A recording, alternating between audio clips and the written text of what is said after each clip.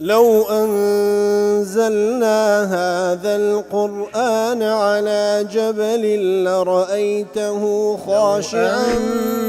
أنزلنا هذا القرآن على جبل لرأيته خاشعا أنزلنا هذا القرآن على جبل لرأيته خاشعا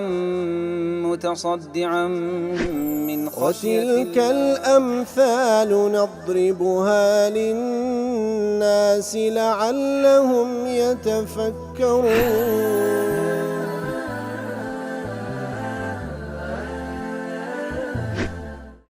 الحمد لله والصلاة والسلام على رسول الله وعلى آله وصحبه ومن والاه. السلام عليكم ورحمة الله. برزان خوش حام لواني 869 لواني كاين تفسير قرآني بيروز بيم وخزمتان بس رزامدي رب العالمين وهي دارم اوي ازي السودي لور بقرن.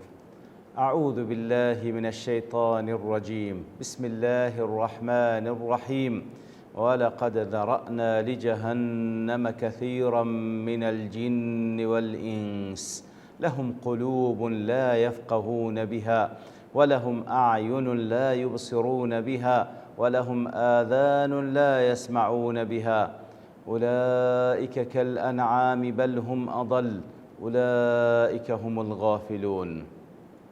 بەڵە خۆشەویستان وەک لە سەنوانەیەکە لە خزمەت ئەو ئاەتی پیرۆزە داین کە ڕەب العالەمین باز لە کەسانێک دەکات کە خوای گەورە فەرمێ ئێمە خەڵقمان کردینە کەوا مەسیر و چارەنووسیان لە بۆ جەهەنەمە. ئەوانە کەسانێکن عەقلیان هەیە بەڵام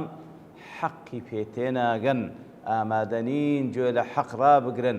ئامادەنین بیر لە حەق بکەنەوە، چاویان هەیە بەڵام بەرامبەر بە حەق کۆرەیە، جێیان هەیە بیستنیان هەیە بەڵام بەرامبەر بە حەق کەڕن نابیستن. ئەوانە وەکو گیان لەبەرن بەڵکو خراپتر ئەوانە کەسانێکی غافل و بێ ئاگان. ئولئیکە هم الغافلون واتە لە وەکو لە تەفسیری قاسمی ئەی عن تلك الكمالات والنقائص ليهتموا للتحصيل ودفعها. کەواتە ئەوانە بێ ئاگان لەوەی کەوا بە چ شێوەیەک ئەوەی کەمالی بەشەری تێدا بەدەستی بینن، ئەوەی کەوا نوقسانیان لۆ دروست دەکەوازی لێبینن. اهتمامهم لجر المنافع الدنيوية ودفع مضارها. همو اهتمامات وقرنجداني أوان بتسيا تنها لبو بدسهيناني منفعة قازان الدنيوية كان وهروها لبو أوي كوازرري دنيا لخويا مدور بخانو دور تر تماشانا كان كو أجياني شي نبراوان لبيشا بهيج شيويك حساب لبو أوجيان نبراوينا كان. أولئك هم الغافلون وكل تفسير سعدي ضليه الذين غفلوا عن أنفع الأشياء. أنا بأجانا لبسوت ترين شد غفلوا عن الإيمان بالله وطاعته وذكره. أنا بأجانا لبسوت ترين شد كبريت الإيمان بخوا سبحانه وتعالى طاعتي خواي قول لذكري خواي كوا بسوت تريشتا لبو دنيا وقيامة. أنا لي بأجان خلقت لهم الأفئدة والأسماع والأبصار كاتدليان في بخشرا وهرها بيستنوا بينين هي لتكون عونا لهم على القيام بأوامر الله وحقوقه. بيركرنوا ضلوا بيركرنوا بينين وبيستنيان في بخشراتا وكوانا وسائليان متيدرن لو يكواتوان بساكترين شوا فرمان كان خواي قولة زيب كان بلام فاستعانوا بها على ضد هذا المقصود. بەڵام ئەوان ئەو هۆکارانە لە بینین و بیستن و بیرکردنەوەیان بەکار هێنا لە بۆ ئەوەی کەوا دژی ئەو مەبەستە کار بکەن، لە جیاتەوە تاعەت بکەن، عیسیانی پێ دەکەن، سەرپێچی پێ دەکەن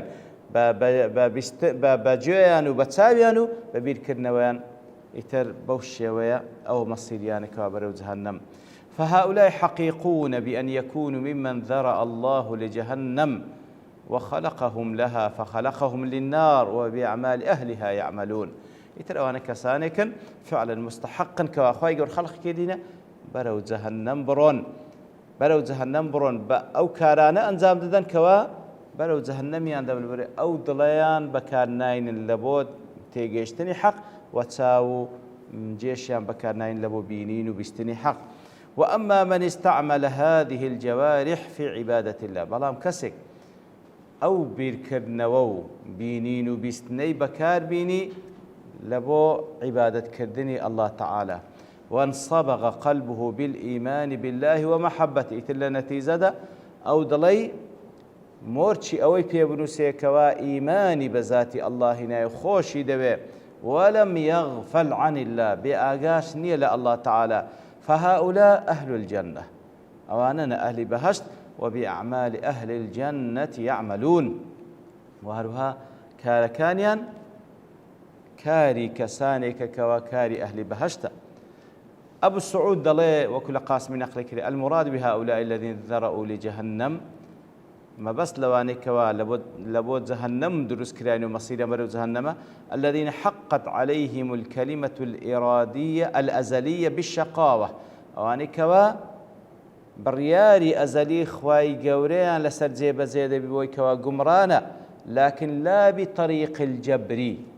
والله نقبل بوما بستيك وبوما نايك وخوي إجباري عندك على سر قمراي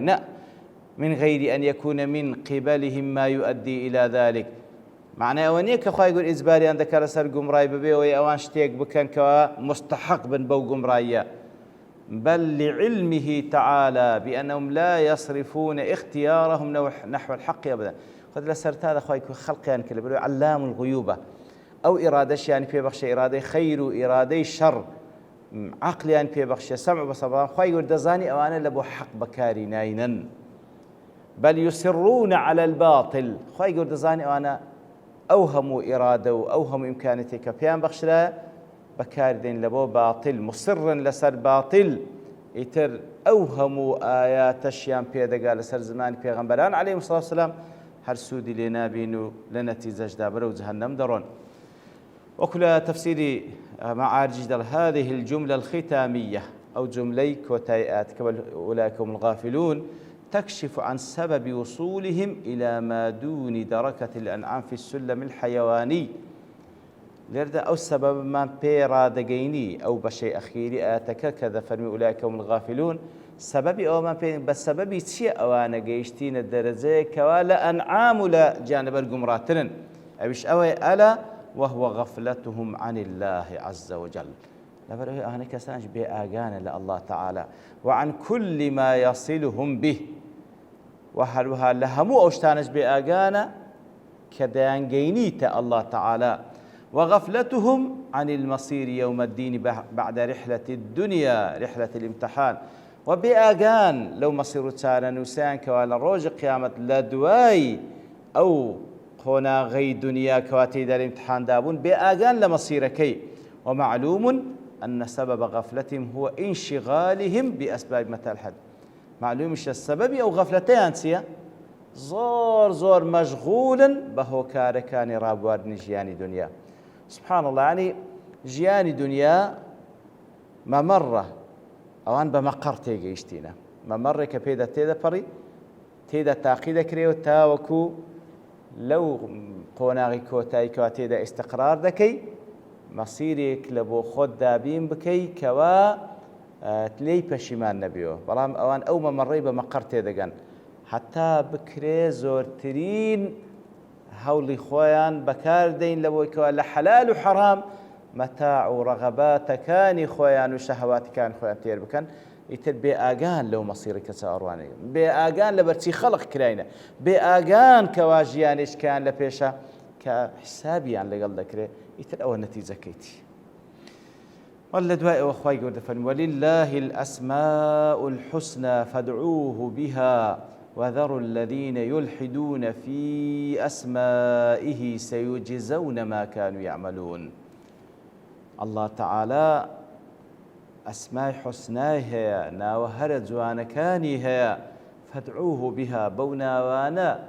لي ببارين و ببيداويستي أو ناوانا بيبرستن وذروا الذين يلحدون في أسمائه واز لو كسان بينا أوانك إلحاد كانوا لا ددا لأسماء كان إخوائي قول سبحانه وتعالى سيجزون ما كانوا يعملون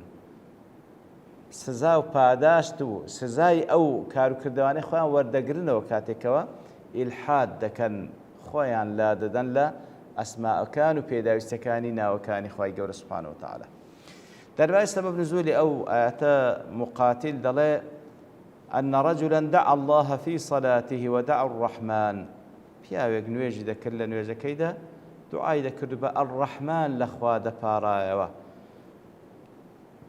يا كسيد المشركين أو كسيديد قلتي أن محمدا وأصحابه يزعمون أنهم يعبدون ربا واحدا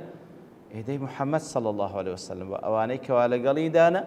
أوان دلين يكبر وردقار هي فما بال هذا يدعو اثنين أدي باشا لو دو خوابان دكا هم باسي ياخذ لا الله دبارته لا الرحمن دبارته وكأنما يعني الله ذاتك والرحمن ذاتك والعياذ بالله يتلو آتدابزي. ولله الأسماء الحسنى وكل تفسير قاسمي ضلي والحسنى تأنيث الأحسن حسنى مؤنث أحسن كواصيغي مبالغة لبو حسن أي لله الأسماء التي أحسن الأسماء وأجلها الله تعالى تندين ناوي هيك وجوان ترين ناو قورترين ناو عظيم ترين ناو لإنبائها عن أحسن المعاني وأشرفها لبرو هر يقلنا وكاني تاكترين ما ناو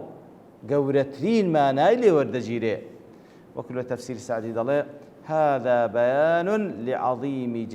لعظيم جلاله وسعة أوصافه يترخواي قوركاتك وبوشي وصف خويدك أو بياني صفتي هذا برزي خويدك كخاوني وصفي يقدار زور أو ذات بيروزا بأن له الأسماء الحسنى ويكبوشي وصف خويدك كوانا وهر جوانكانه أي له كل اسم حسن هر ناويش جوانها بخواي قول لخوينا سبحانه وتعالى وما ناكشي بوشي ويدي بابلين بس شي ويقنا وكاني خواي قول لك ددريتو أن كل اسم دال على صفة كمال عظيمة هر يقلنا بيروزكاني بلغي لسر صفتي كمال زور قورا وبذلك كان حسن كواتا لونا وكاني في قترين ناوي حسنا وهرجوان لبر هر يقلنا وكاني ماناي أو ناوي بجوان تريشة ولا خوي قرتيا فإنها لو دلت على غير صفة أقربيتو هر يقلنا واني صفتي شي لخو نقرتبا بل كانت علما محضا بل كتنها ناويك ببينا وروك ببيمانا هنا قلت را حسنا وكذلك لو دلت على صفة ليس بصفة كمال وأخذ هر ناويك كوا صفة كمال برز بلندي تيدا نبي بل إما صفة نقص أو صفة منقسمة على إلى المدح والقدحية يعني هر ناويك كوا صفة نقص لخو قرتبا ياخذ صفة نقصاني وكمالي بيكو لخو قرتبا لم تكن حسنى هر عين بينات قلت را حسنى فكل اسم من أسماء كواتا هرنا يقلنا بيروز كان دال على جميع الصفة التي اشتق منها هرنا يقلنا وزوانا كاني همو أو صفتي لخو قرتيا كوانا وكيلي ورجيلا مستغرق لجميع معانيها هم معنى كان لخو قرتيا وزا مثال دينتو العليم خواهي يقول يقلنا بيروز كان من أسماء حسنى كاني العليمة يعني تي الدال كوابلغي لسر على أن له علما محيطا عاما لجميع الأشياء خواهي يقول علمي شيء صار دوري هموش تكاني قرتيا فلا يخرج عن علمه مثقال ذرة في الأرض ولا في السماء كواتهيدز مثقال ذرة يقنية لزويا لا أسماء لعلم خواهي يقول بدر به يعني انت مشاهدكي غير الله سبحانه وتعالى بتابتي إنسان كان دڵێ فلانە کەس عالیمە بەڵام علمەکەی لە چییە؟ لە بابەتێکی دیاری کراوە لە بابەتێکی دیاری کراوە و لەو بابەتە دیاری کراوەش هەموو شتێک نازانی بەڵام زۆرێک دەزانی نسبەتەن بە غەیری خۆی پێگوترا عالیمە لە فلانەشت بەڵام الله تعالى سبحانه وتعالى عالمە عەلیمە علام الغیوبە هیچ شتێک هیچ مسقال زەڕەیەک نییە لە زەوی و لە ئاسمانەکان خوای گەورە لێی بێ ئاگابی و پێی پێ نەبا وهروها الرحيمة الدال على أن له رحمة عظيمة واسعة لكل شيء يقول الرحيمة رحمتي شي هندفراواني هيك بشي هموش ديك دكا القديرة دال على أن له قدرة عامة لا يعجزها شيء قدرت و دەسەڵاتێکی وای هەیە کە هیچ شتێک لە دەسەڵاتی خوای گەورە بەدەر نییە على كل شيء قديرة سبحانه وتعالى. ئیتر بەو شێوەیە ناوە پیرۆزەکانی خوای گەورە هەمووی حوسنە لەبەرەوەی پڕ بەمانە مانای لەخۆ گرتیە لەو ناوەیەکەوە لەو سیفەتێکەوە تێیدا. والله أعلم. ئیتر دیارە ئاەتەکە زۆر شتی تریشتەدا کە پێویستە باسی بکەین بەڵام لەبەرتەوە بوونی کات دەوەستین بە پشتیوان رب العالمین لەوانەی داهاتوو دێنەوە خزمەتی. وصلى الله وسلم على نبينا محمد وعلى آله وصحبه أجمعين وآخر دعوانا الحمد لله رب العالمين. لو أنزلنا هذا القرآن على جبل لرأيته خاشعا أنزلنا هذا القرآن على جبل لرأيته خاشعا أنزلنا هذا القرآن على جبل لرأيته خاشعا متصدعا من خشية وتلك الأمثال نضربها للناس لعلهم يتفكرون.